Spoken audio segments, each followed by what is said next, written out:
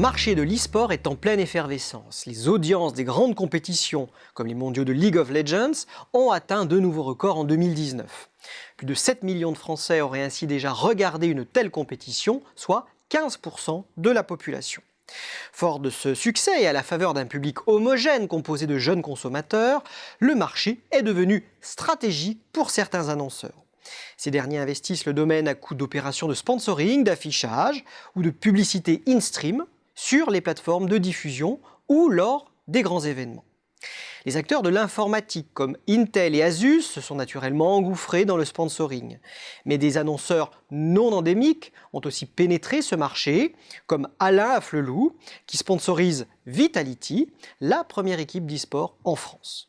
Procter & Gamble, lui, a fait appel à 11 streamers de la plateforme Twitch, des joueurs retransmettant en direct leurs parties de jeux vidéo, pour faire la promotion de sa marque Gillette dans le monde.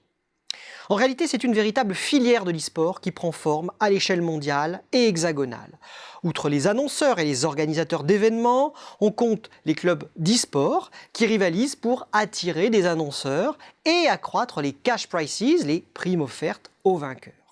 En 2 ans, ces récompenses financières ont presque doublé dans le monde. Les grandes plateformes de streaming, contrôlées par Amazon, Google, Microsoft et Facebook, se sont lancées de leur côté dans la course aux parts d'audience. YouTube vient par exemple de décrocher l'exclusivité de la diffusion des compétitions organisées par Activision Blizzard. Le jeu concurrentiel ne serait pas complet sans la présence de certaines chaînes télévisées qui se montrent très entreprenantes pour remporter les droits de retransmission des plus grandes compétitions d'e-sport au coude à coude avec les plateformes de streaming. D'autres acteurs se positionnent dans l'e-sport, comme les entreprises de paris sportifs, les gestionnaires de casinos et les agences de communication. Pour améliorer leur niveau, remporter les primes et attirer les sponsors, les équipes d'e-sport doivent se professionnaliser.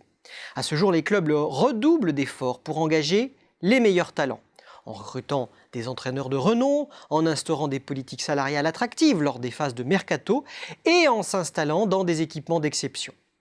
Mi-2019, la Team Vitality a ainsi annoncé son installation au Stade de France.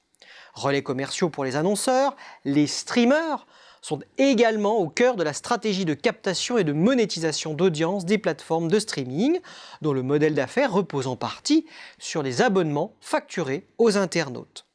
Ces plateformes nouent ainsi des partenariats d'exclusivité avec des gamers influenceurs, à l'instar de Mixer de Microsoft, qui a récemment conclu un accord avec le célèbre streamer Ninja, alias Tyler Blevins.